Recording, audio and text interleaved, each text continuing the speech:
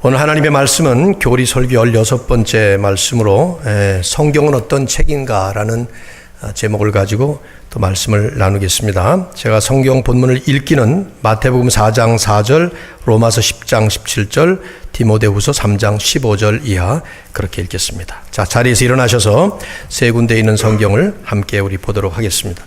먼저 마태복음 4장 4절 말씀 다 같이 읽겠습니다. 시작. 예수께서 대답하여 이르시되 기록되었으되 사람이 떡으로만 살 것이 아니요 하나님의 입으로부터 나오는 모든 말씀으로 살 것이라 하였느니라 하시니. 로마서 10장 17절입니다. 신약성경 254페이지에 있습니다. 로마서 10장 17절 다 같이 읽습니다. 시작. 그러므로 믿음은 들음에서 나며 들음은 그리스도의 말씀으로 말미암았느니라. 아멘. 디모데후서 3장 15절부터 17절 우리 이 말씀은 여러 번 했기 때문에 한번 외우자 그랬는데요. 자, 한번 읽겠습니다. 346페이지 있습니다. 15절부터 17절 다 같이 시작. 또 어려서부터 성경을 알았나니 성경은 능히 너로 하여금 그리스도 예수 안에 있는 믿음으로 말미암아 구원에 이르는 지혜가 있게 하느니라. 모든 성경은 하나님의 감동으로 된 것으로 교훈과 책망과 바르게 함과 의로 교육하기에 유익하니 이는 하나님의 사람으로 온전하게 하며 모든 선한 일을 행할 능력을 갖추게 하려 함이라. 아멘. 자리에 앉으시기 바랍니다.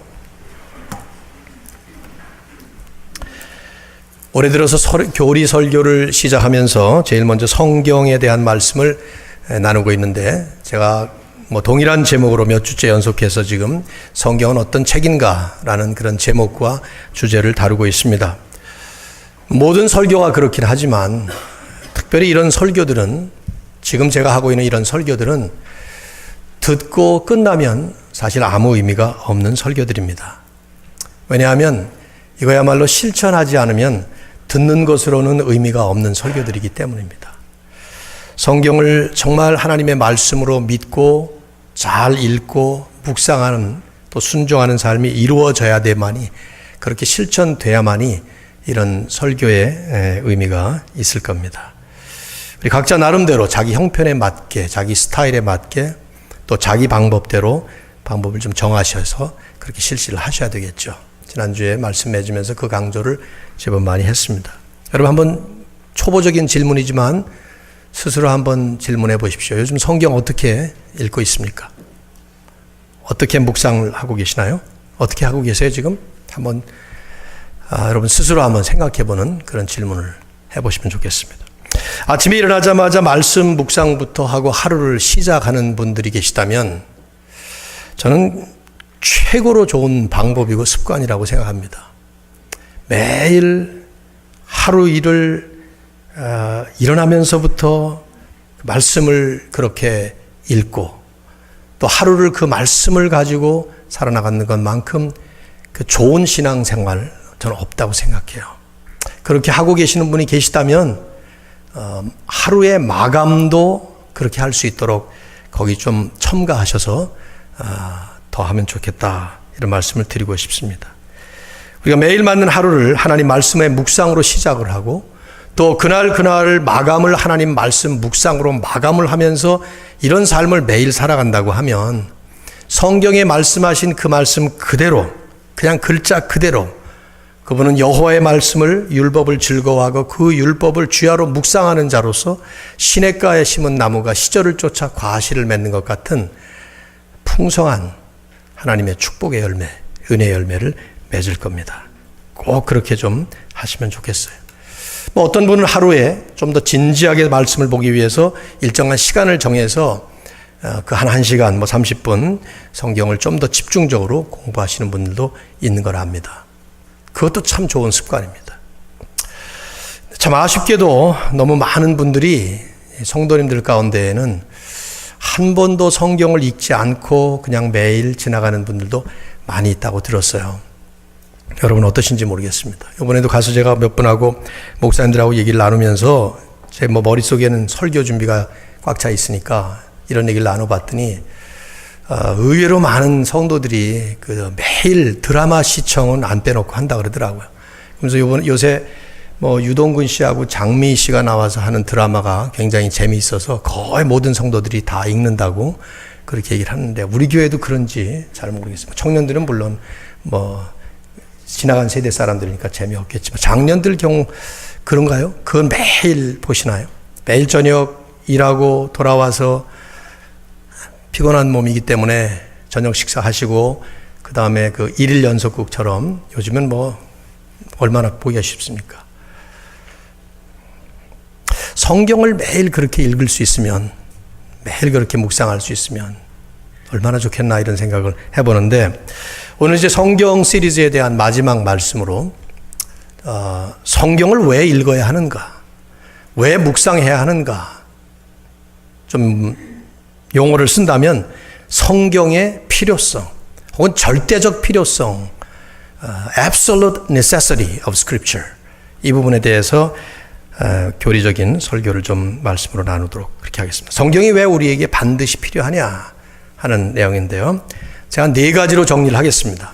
4가지라는 말을 하는 이유는 3가지가 끝난 다음에도 하나가 더 남아있는 걸 미리 말씀을 드리는 거죠. 첫째로, 성경은 하나님의 계시를 온전히 이해하기 위해서 반드시 필요합니다. 몇 가지를 좀 자막으로 제가 좀 띄워봅니다. 하나님의 계시를 온전히 이해하기 위해서 우리에게는 성경이라는 특별 계시가 필요합니다. 이미 말씀드린 내용을 제가 좀 정리하는 셈입니다. 하나님은 이제 하나님의 그 일반 계시라고 하는 수단을 통해서 하나님이 누구신가, 하나님의 존재, 하나님의 성품에 대해서 어느 정도 계시를 해 주셨습니다. 어느 정도라고 하는 말은 옳지 않을 수도 있겠습니다. 충분히 계시해 주셨습니다. 2가지 형태라고 얘기를 했죠. 하나는 우리 안에 inside us, 하나는 우리 주변에 around us. 그러니까 첫 번째는 사람 안에 세워놓으신, 새겨놓으신 하나님의 형상, 그것이 곧 일반 계시예요. 하나님을 알 수 있는 길을 열어놓으신 것입니다. 하나님이 사람을 창조하실 때 다른 피조물들과는 본질적으로 다르게 우리 안에, 인간의 내면에 하나님의 형상을 찍어 놓으셨어요. 성경 첫 서두가 이 점을 아주 명백하게, 확실하게 우리에게 선포합니다. 창세기 1장 26절 이하를 보면 하나님이 자기 형상, 곧 하나님의 형상대로 사람을 창조하셨다. 인간을 창조하실 때에 하나님의 형상을 따라 인간 내면에 하나님의 형상을 찍어 놓으셨기 때문에, 심어 놓으셨기 때문에 인간은 본성적으로 이 하나님의 존재에 대한 신의식, 종교적 감각, 영적인 감각을 가지고 있어요. 위대한 종교개혁자 칼빈은 이런 인간 내면에 본성적으로 자리 잡고 있는 이 내재적 신의식을 종교의 씨앗이다, seed of religion, 이런 표현을 썼다고까지 말씀을 드렸죠.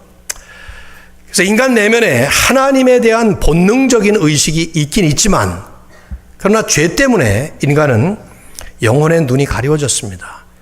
영성이 둔탁해졌습니다. 영적 감각이 무뎌지고 말았습니다.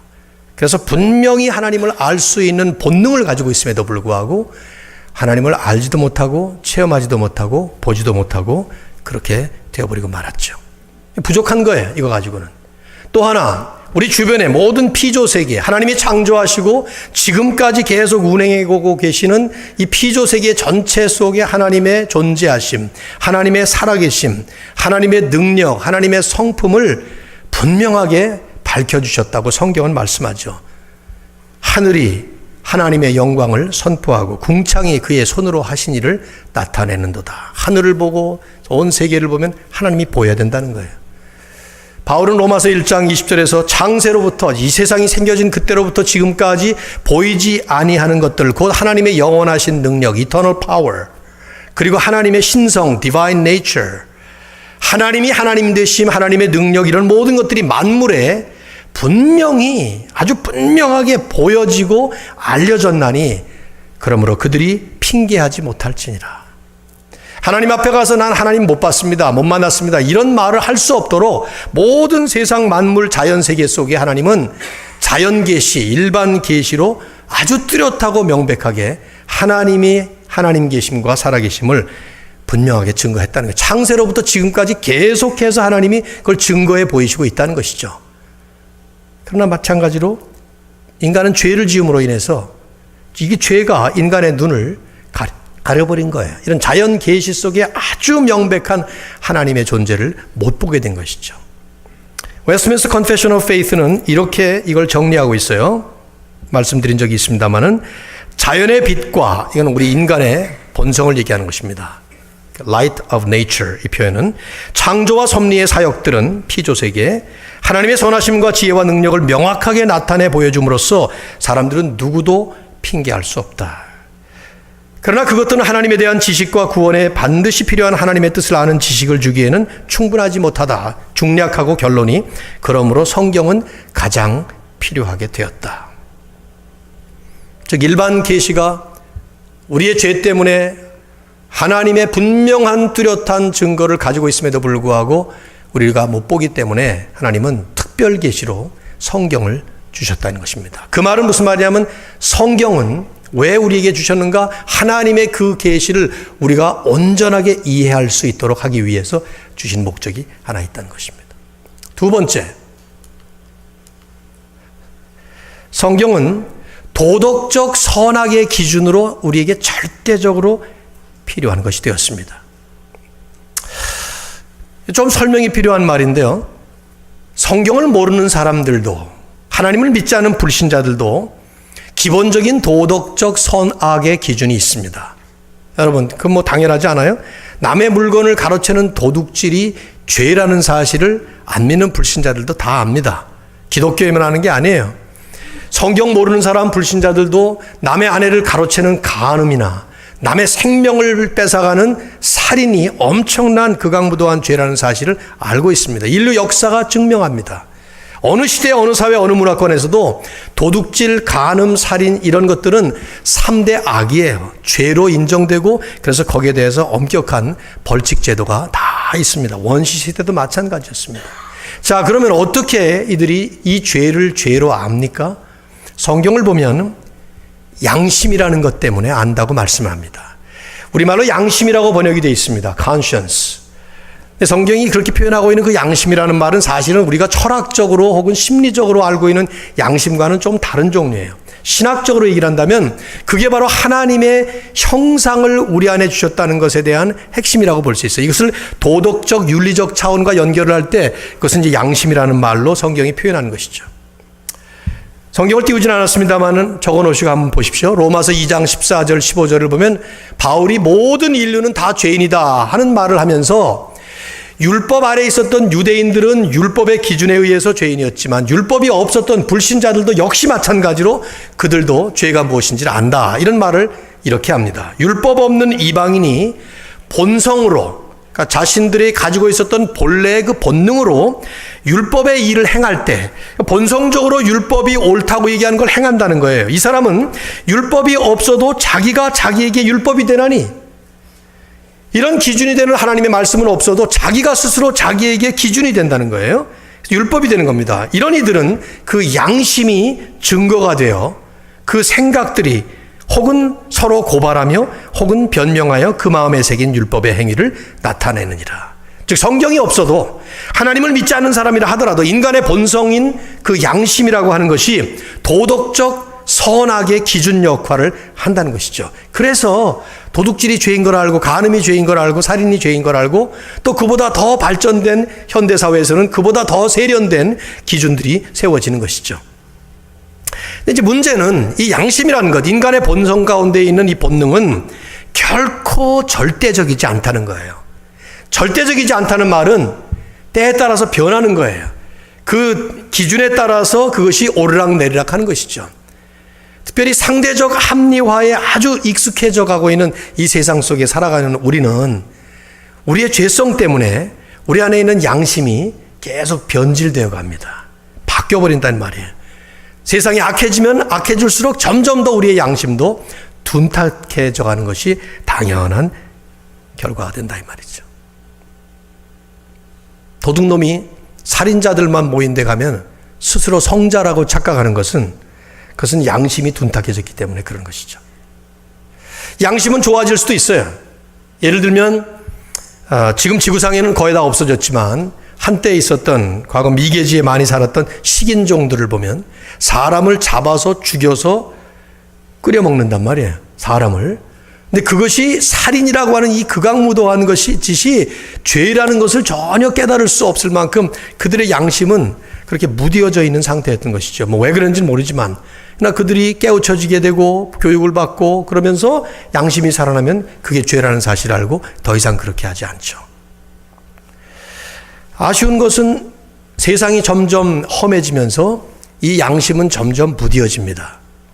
그리고 상대적 기준에 의해서 좌우되고, 그래서는 안 될 짓을 당연히 하게도 되고요. 과거에는 절대적 기준으로 본다면은 정말 잘못된 일인데 잘못되지 않다고 착각을 하는 일도 수도 없이 일어납니다. 뭐 재미있는 그 일화가 또 생각나는 것이 그 옛날 뭐 한참 지났습니다만 뭐 아직도 여전히 잔재는 남아 있습니다만은 12.12 군사 반란이나 5.18 민주항쟁으로 인해서 그때 그 유혈 진압 때문에 재판을 받은 두 분의 그 전직 대통령이 계시죠. 노무현 씨와 노태우 씨와 전두환 씨. 그 두 전직 대통령이 대법원에서 무기징역을 받았습니다. 그때. 그리고 엄청난 추징금을 선고받았어요. 이 돈을 물어내야 된다. 왜냐하면 대통령 재직 당시에 많은 비자금을 조성을 하고 뇌물을 많이 받았기 때문에 대법원이 그렇게 판결을 내렸어요. 그때 노태우 전 대통령이 받았던 추징금은 2,628억 원, 그러니까 2천억 원이 넘는 돈이었고, 전두환 전 대통령도 2,205억 원, 두 분 다 하여튼 2천억 원이 넘는 어마어마한 돈을 물어내라, 이렇게 됐어요. 대통령 특별 사면으로 풀려나기까지 노태우 씨는 그중에 2,286억 원을 납부하고 387억 원이 남았다가 2003년도에 완납했다고 합니다. 전두환 씨는 그런데 이제 추징금 2,205억 원 가운데 533억 원을 납부를 하고 그 당시 유명한 말을 남겼어요. 한 1,몇백억 원이 남았는데 난 통장에 29만 원밖에 없다. 이런 아주 그 유명한 말을 남기셨는데, 매년마다 본인에게 찾아와서 세배하는 사람들에게 수백만 원씩 봉투 하나에 준다고 그렇게 알려져 있음에도 불구하고 본인은 29만 원밖에 없다. 그래서 지금도 제가 어제 들어가 봤더니 그 구구를 찾아봤더니 1,672억 원을 반납하지 않은 상태로 여전히 남아있다고 합니다. 이분이. 근데 이제 재미있는 얘기가, 그때 그 사건 직후에 이 두 분들이 풀려났을 때 강남의 한 경찰서에 한 300여만 원어치의 물품을 도둑질했던 도둑놈이 잡혔어요. 근데 이 사람이 강남 경찰서에서 난동을 피웠는데 그 난동을 피우면서 했던 말이 신문 기사에 이렇게 나왔습니다. 인용을 해보면, 아니 3천억 원을 훔친 도둑놈들은 놓아주고 300만 원 훔친 나 같은 좀도둑은 잡아가두는 것이 말이 되냐? 이런 그대로 신문 기사에 난 말을 제가 쓴 거예요. 3천억 원 훔친 도둑놈은 놔주고 300만 원 훔친 좀도둑은 잡아가두는 게 말이 되냐? 말이 안 되죠. 이 사람이 하는 말이 맞는 말이죠. 그렇죠? 근데 틀린 거예요, 이게. 왜냐하면 양심이라는 기준의 문제점이 바로 여기서 드러나는 것이죠. 3천억 원에 비하면 300만 원은 그건 아무것도 아닌 거기 때문에 죄가 아니라는 생각을 할 수 있겠지만 300만 원도 도둑질했으면 도둑질이죠. 이게 절대 기준과 상대 기준의 차이점이에요. 세상이 점점 변질되어 가면서 우리의 양심도 이렇게 변질되어 가요. 유일하게 절대적으로 변치 않는 도덕의 기준을 가지고 있는 율법을 하나님은 그래서 우리에게 주신 것입니다. 이것은 세상이 바뀌어도, 현장이 달라도, 시대가 달라져도 여전히 변함없는 절대 불변의, 만고 불변의 하나님의 절대 기준이죠.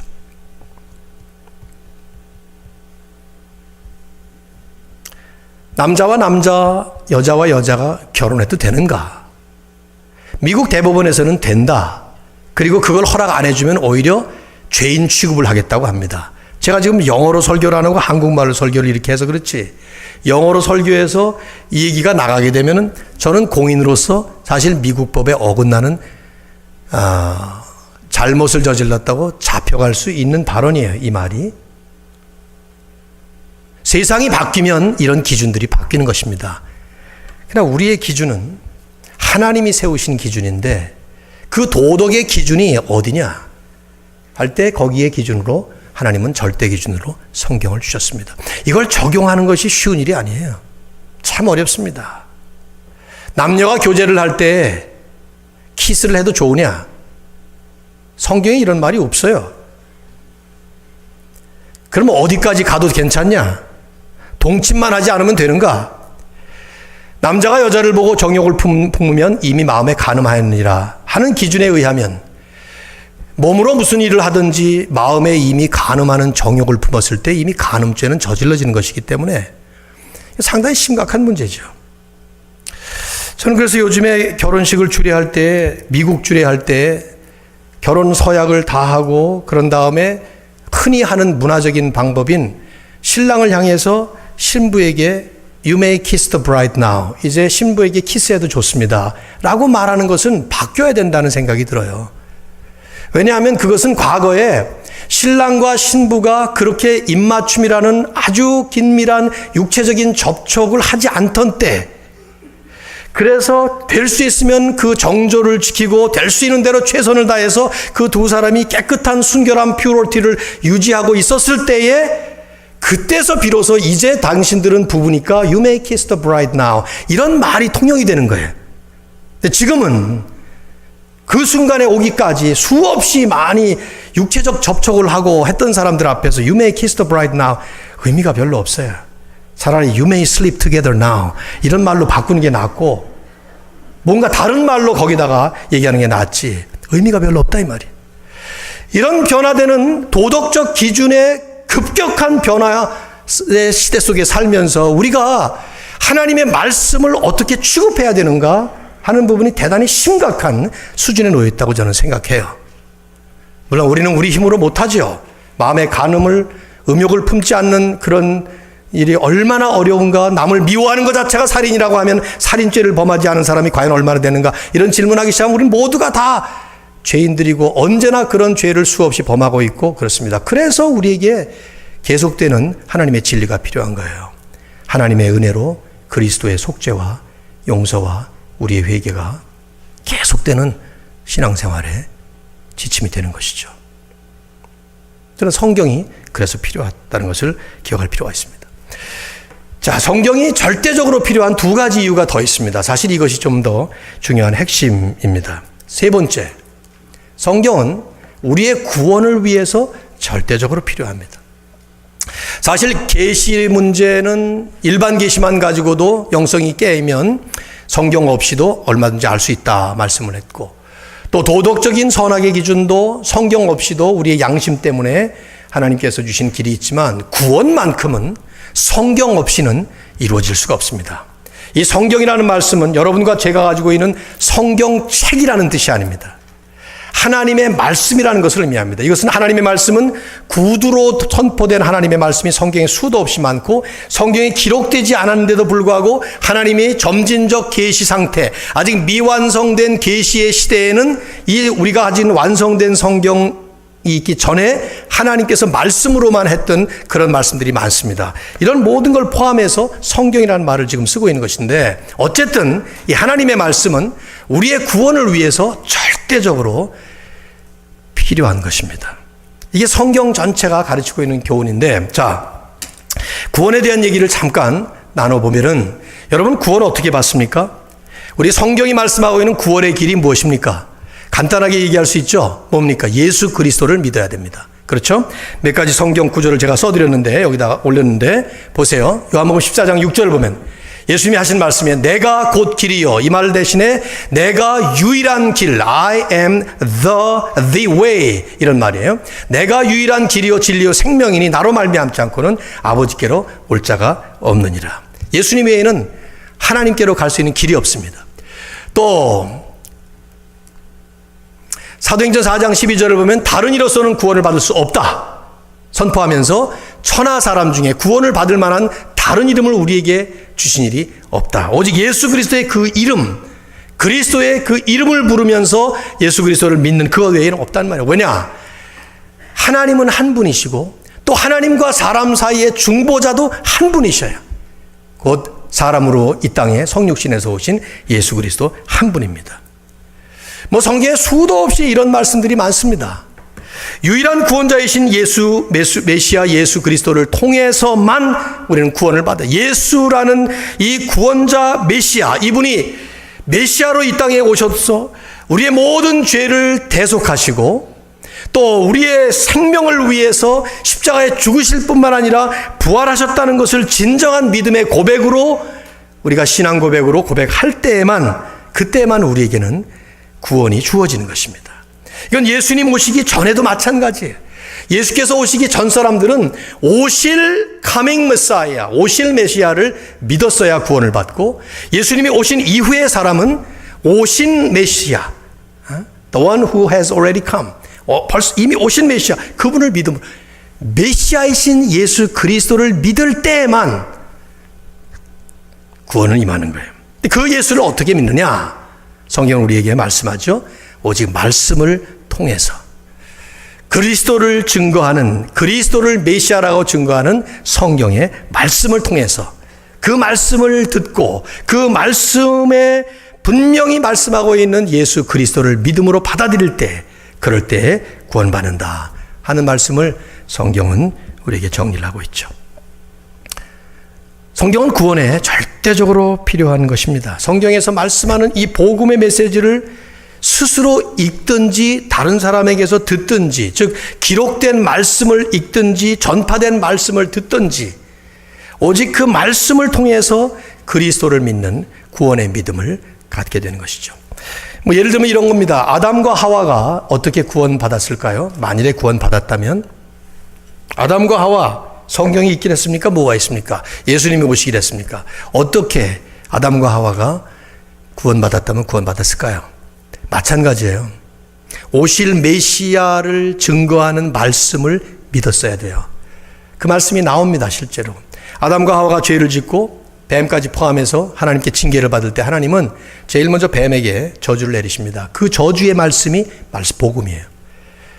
창세기 3장 15절의 말씀 기억하시나요? 거기에 그 후반부가 뭐라고 나와요? 여자의 후손은 내 머리를 상하게 하실 것이다. 이것이 우리가 신학적으로 저 먼 훗날 있게 될 십자가의 사건을 예표적으로 보여주는 말씀인데, 바로 그 말씀이에요. 성경이 나오는 the very first gospel, 제일 첫 번째 복음의 말씀이 그 말씀이에요. 아담과 하와라는 첫 번째 인류의 조상들이 죄를 지었을 때 그들에게 하나님은 복음의 메시지를 전합니다. 뱀에게 저주를 내리면서 여자의 후손, 그 여자의 후손이 누굽니까? 누구예요? 예수죠. 먼 훗날 마리아에게서 태어날 그 예수 그리스도, 그분이 이 뱀의 머리, 사탄의 머리를 깨부셔 버릴 거라는 거예요. 이것이 십자가 위에서 주님께서 다 이루었다 하고 하신 말씀이죠. 사망 권세 깨뜨리셨다 하는 이 멋있는 표현이 바로 이 말씀이에요. 아담과 하와가 구원을 받았다면, 또 받으려 했다면 하나님이 말씀하셨던 그 심플한 복음의 메시지를 믿고 먼 훗날 오시게 될 우리의 모든 죄값을 한 번에 치르시게 될 그 예수 그리스도라는 메시아를 믿음으로 받아들였을 때, 그 약속의 말씀을 통해서 보여주는 예수 그리스도를 받아들였을 때, 그때 아담과 하와에게는 구원이 임한 것이죠. 저는 아담과 하와가 구원 받았는지 안 받았는지는 모르겠어요. 그러나 성경을 보면 이때부터 시작해서 하나님은 적시적소에 적합한 양의 계시의 말씀을 계속 약속으로 하세요. 아담과 하와에게는 곧 짤막한 말씀이고, 그 다음 가인, 그 다음 전부 자세히 보시면 항상 그 약속의 말씀을 하고 있습니다. 이걸 제일 설명을 잘한 분이 히브리서 기자예요. 히브리서 11장은 우리가 흔히 믿음장이라고 얘기를 합니다. 근데 그 믿음의 본질이 뭔가를 보시면은 히브리 11장 1절과 2절 보면 다 여기다 올리지 않았습니다만, 믿음은 바라는 것들의 실상이요 보이지 않는 것들의 증거니 선진들이 이로써 증거를 얻었느니라. 선진이라고 하는 말은 우리의 모든 믿음의 조상들이에요. 그래서 히브리 11장에 보면은 이름이 열거된 사람들은 전부 다 구약에 나오는 사람들입니다. 그렇죠?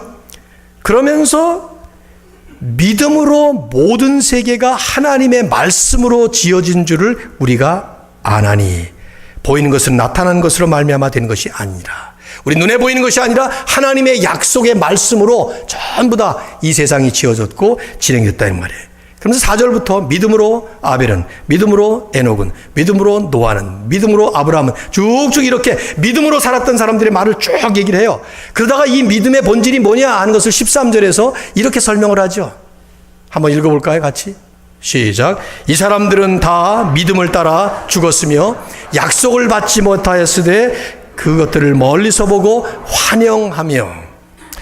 이 약속을 받지 못했다 하는 말은 그 약속 자체를 못 받았다는 게 아니라 약속을 받았지만 그 약속이 이루어지지 않았다 이 말이에요.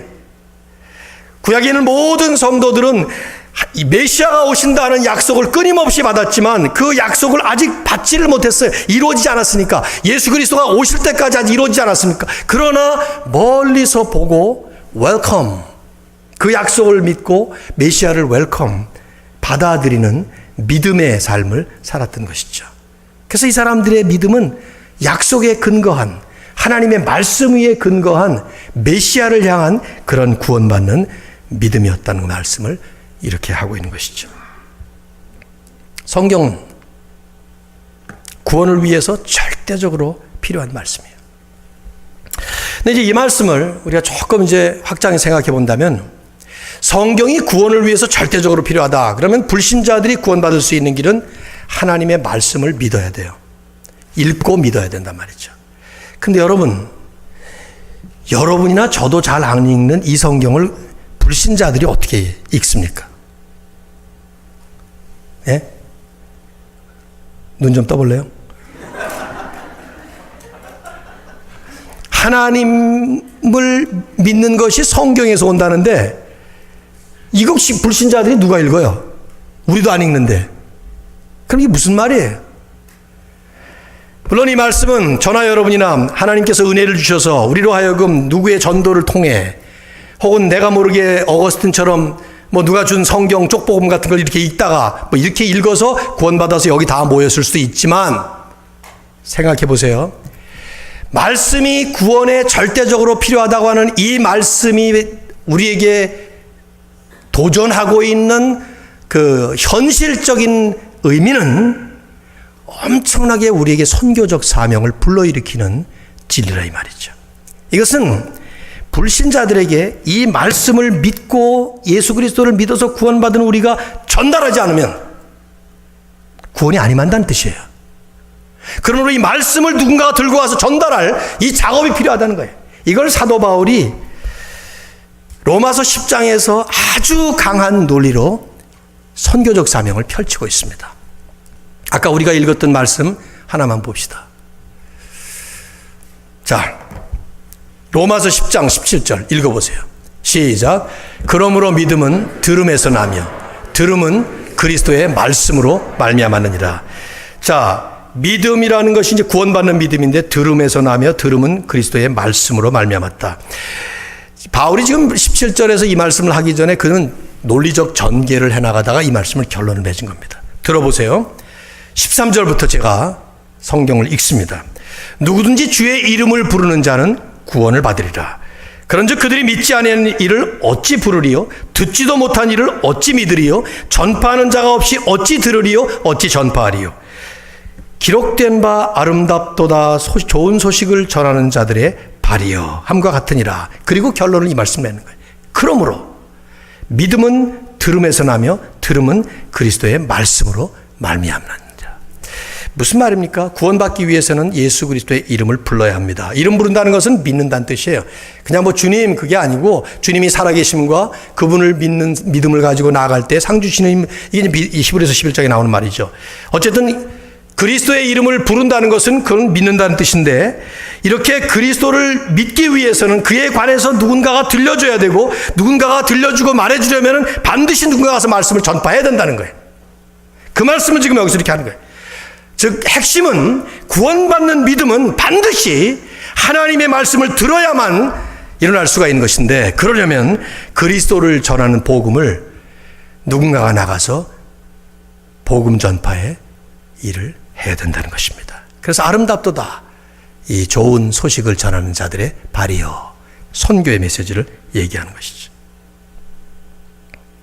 우리가 단기 선교 지금 준비하고 또 BBS를 지금 하고 네이버훗 바이블 스터디 뭐 이런 것들을 하고 하는 것이, 이게 우리에게 얼마나 중요하고 크나큰 사명인가 하는 것을 또 한 번 생각하게 만드는 말씀이죠. 여러분이 지금 예수 믿어서 구원받고 우리가 이렇게 참 주일마다 얼마나 참 은혜로운 예배를 드리고 성도들과의 교제를 풍성하게 나누고 좋은 사람들과 만나서 좋은 대화 격려받고 서로 같이 기도해주고 이게 얼마나 큰 축복이냐 하는 것을 한편 누리면서도 또 한편은 이 말씀을 들고 나가서 전해야만이 구원받지 못한 사람들에게 구원이 일어나는 역사가 말씀을 통해 그리스도가 전파됨으로 인해서 일어난다는 것입니다.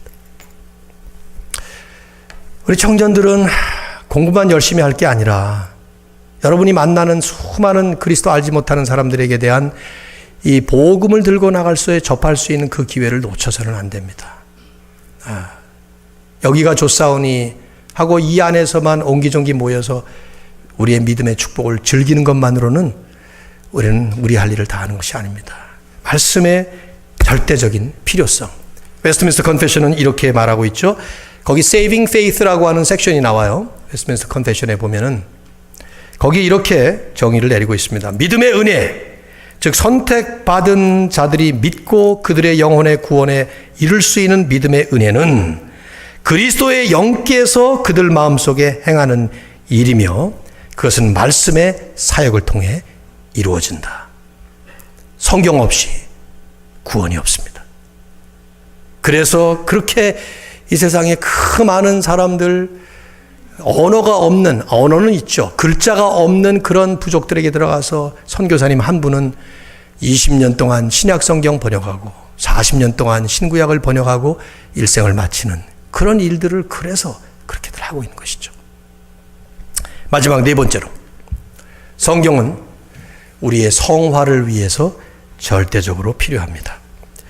그리스도인이 된 이후에 그리스도인은 자신의 삶을 거룩하고 온전한 예수 그리스도의 모습으로 닮아가는 성화의 과정을 거쳐가게 되는데 그때 그 성화의 과정, 온전한 성화를 위해서 절대적으로 필요한 것이 바로 하나님의 말씀이라는 말이에요. 우선요, 비유를 하나 설명을 드릴게요. 어린아이가 태어나면 그 아이는 생명을 얻은 것입니다. 근데 그 태어난 생명은 그때부터 생명을 유지해야 될, 생명을 보존해야 되는 생존의 과제가 있습니다. 생명을 가졌어도 유지하거나 보존하지 못하면 생존하지 못합니다. 마치 그런 것처럼 거듭난 그리스도인으로서 우리가 영적 생명을 가져서 다시 거듭났다라는 말을 쓰지만 이 생명은 비슷한 양상으로 보존하고 유지하는 이런 과제가 있는 것입니다. 여기에 뭐가 필요할까요? 양식이 필요합니다. 그 양식으로 주신 것이 하나님의 말씀입니다. 자, 아까 우리가 읽었던 말씀 한번 봅시다. 마태복음 4장 4절을 보면 예수님께서 시험 받다가 하신 말씀인데 기록되었을 때 사람이 떡으로만 살 것이 아니요 하나님의 입으로부터 나오는 모든 말씀으로 살 것이라 하였느니라. 마치 갓 태어난 신생아가 계속 젖을 먹고 우유를 먹고 뭐 이러면서 살아야 되는 것처럼 사람도 역시 하나님의 말씀으로 먹어야만이 그 영적 생명이 유지된다 하는 얘기를 하고 있는 거예요. 여기 여러분 이 대조법을 보세요. 사람이 떡으로만 살 것이 아니다. 뭐로 살아야 된다? 하나님의 말씀으로 사는 것이다 하는 이 대조법을 보면 영락없이 떡으로 산다는 것은 우리의 physical life를 의미하는 거예요. 그러니까 이 말씀의 뜻은 physical life가 전부 아니다 그 말이에요. 우리가 먹고 사는 그것이 전부가 아니란 말이에요. 우리의 더 중요한 더 본질적이고 근본적인 영혼의 삶이 살아 그건 하나님의 말씀으로 사는 것이다. 말씀을 하는 것이죠. 여러분 이 말씀이 어디에서 나왔는지 아시죠? 신명기 8장에 보면 하나님께서 이스라엘 백성들을 가나안으로 인도하시다가 이제 마지막 단계에서 이 말씀을 해주셨습니다. 신명기는 40년 광야 생활을 다 마친 다음에 마지막으로 가나안에 들어가기 직전에 주신 말씀이에요. 그러니까 지난 40년 동안 이들은 광야에서 살았습니다. 그리고 이제 가나안 땅에 들어가는 거예요. 그런데 가나안 땅에 들어가게 되면 지난 40년 동안 이들이 경험하지 못했던 것을 경험하게 되는 거예요. 광야에는 아무것도 없어요. 풀 한 포기 물 한 모금 얻을 수가 없습니다. 근데 가나안에 들어가면 신명기 8장 거기에 1절부터 10절까지를 보면 하나님이 거기를 디스크라이브 하시죠. 먹는 식물에 결핍함이 없다.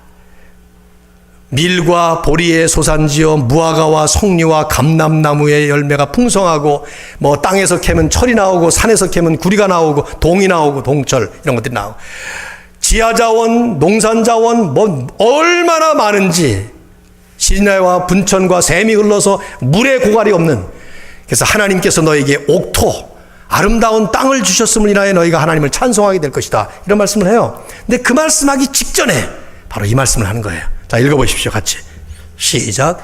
너를 낮추시며 너를 줄이게 하시며 또 너도 알지 못하며 내 조상도 알지 못하던 만나를 내게 먹이신 것은 사람이 떡으로만 사는 것이 아니요 여호와의 입에서 나오는 모든 말씀으로 사는 줄을 내가 알게 하려 하심이니라. 여기 대조가 나와요.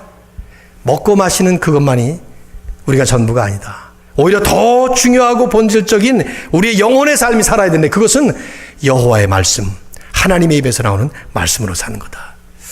이것을 하나님이 훈련시킨 것이 지난 40년의 훈련이었습니다. 그래서 여기 이 말씀을 하는 거예요. 40년 광야 생활, 이들이 먹은 게 뭡니까? 만나였습니다. 아침에 나가면은 이슬이 내린 것처럼 꿀 섞은 과자 같은 맛을 가진 만나가 쫙 내려 있었습니다. 그럼 이스라엘 백성들은 자기가 먹을 양만큼만 걷어들이면 되는 거예요. 금요일이 되면은 내일이 토요일 안식일이니까 2배를 걷어들입니다. 그래서 매일 40년 동안 한 번도 빠짐없이 이들은 그걸 먹고 살았어요. 그 결과가 뭐냐? 최고의 건강을 유지했어요. 발이 부르트질 않았습니다. 병원 신세를 진 사람이 한 사람도 없습니다. 아픈 사람이 한 명도 없어요. 거기 표현이 그런 말이거든요. 너희들의 발이 부르트질 않았다. 의복이 헤어지질 않았다. 40년을 입었는데 그 험한 광야 생활 속에 의복이 헤어지질 않았어요. 기적 중에 기적이죠. 그냥 하나님께서 계속 만나를 먹이신 거예요. 그러면서 하나님이 원하신 게 뭐냐 하면은 교육의 목적이었어요. 내가 알게 하려 하심이니라. 뭐를? 떡으로만 사는 피지컬 라이프가 전부가 아니라 영적인 삶을 살기 위해 하나님의 말씀으로. 그러니까 이 말씀은 매일 아침 하나님께서 만나야 내려라, 이 말씀하셨다는 얘기죠. 그래픽하게 우리가 그림을 그려본다면 만나가 쫙 내렸으면 그 다음날 또 역시 만나야 내. 이게 하나님 말씀으로 이루어진 거예요. 마치 천지 창조하신 것처럼. 이스라엘 백성들은 정말 지겹도록 만나만 40년을 먹은 거예요. 내가 생각할 때는 그게 감사할 수도 있지만 정말 힘들었겠다, 이런 생각이 들어요. 여러분이 40년을 똑같은 음식을 먹는다고 상상해 보세요. 그것도 뭐 뷔페에 가서 40년 동안 거기서 골라 먹는 게 아니라 딱 메뉴가 하나야. 여러분 뭐 좋아합니까? 좋아하는 거 각각 생각해 보세요. 저는 그냥 토속 한국 음식 좋아해요. 된장찌개 이런 거에서다 그냥 그 삼겹살 큰 덩어리를 쫙쫙 썰어가지고 팍 집어넣고 바글바글. 그래서 그거 먹으면 한 일주일은 제가 먹을 것 같아요. 그 정도. 근데 내가 아무리 좋아하는 된장을 그렇게 먹을 수는 없을 것 같아요.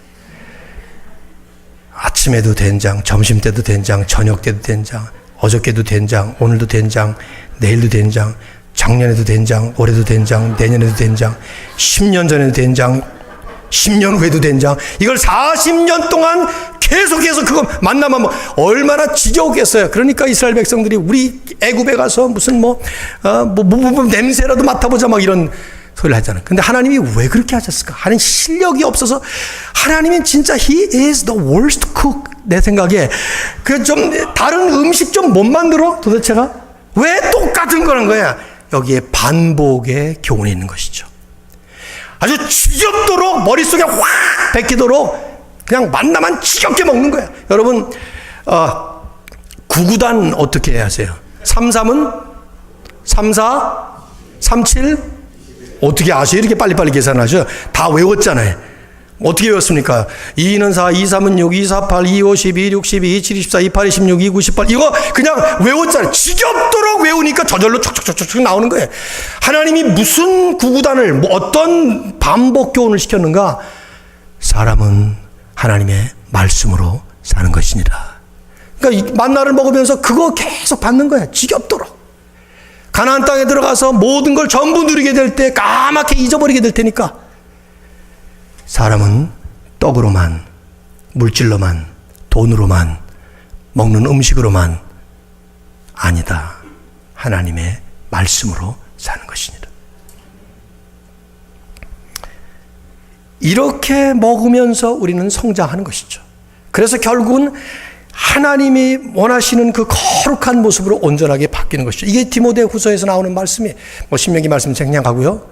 디모데후서 우리가 외웠던 말씀, 성경은 능히 너로 하여금 그리스도 예수 안에 있는 믿음으로 구원에 이르는 지혜가 있게 할 뿐만 아니라 이것이 하나님의 감동으로 썼기 때문에 교훈과 책망과 바르게 함과 의로 교육하기에 이것이 철저하게 우리를 도와줘서 우리로 하여금 이렇게 만드는 거예요. 하나님의 사람으로 온전하게 돼서 선한 일을 다 행할 수 있도록 우리를 거룩한 모습으로 만들어가는 것이죠.